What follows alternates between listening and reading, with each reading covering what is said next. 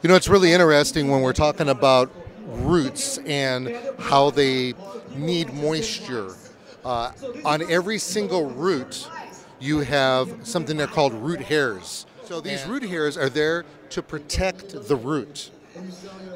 When a root hair dies, the root stops growing. When the root stops growing, your plant stops growing and it starts to suffer. And you're going to notice that by the way that it starts turning color, starts browning out. The leaves will die from the tips back.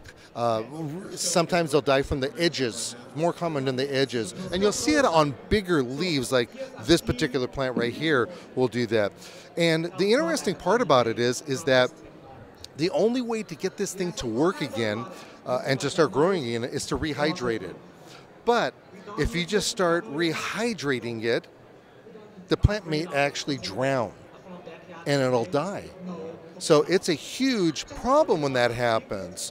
So what I understand here is that we have a technology that's going to keep our soil moist but not wet. Let's talk about it. Well, and honestly, with the Root Quencher, it is a collaborative process with you and your plant.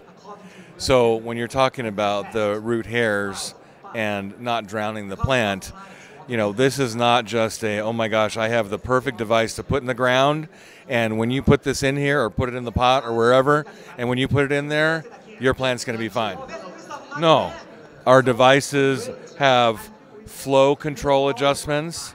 They require us to water and evaluate, and they require us to adjust accordingly.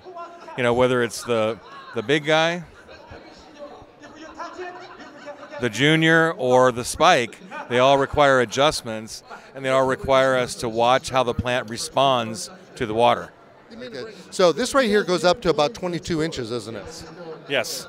So that right there is really important, and as well as important, and when I saw these things originally, I flipped because this guy was withholding information from me.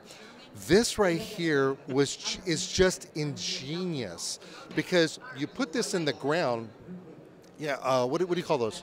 Directional plugs. So these directional plugs are fascinating because what happens is that once you put this in the ground, you can actually force the roots to grow further down because your water is not going to be oozing out at the top. It'll actually take those roots down into the ground. Yes, that's correct. You can also, when you're putting this, either device next to a plant, I don't want to waste water. Like if I'm putting it next to this azalea, I don't want water going out this way, right? So I'm going to put directional plugs in on the opposite of the plant side. Water flows in the correct way. Absolutely amazing. All right, so I like the idea of what's happening over here. We're taking water, we're redirecting water.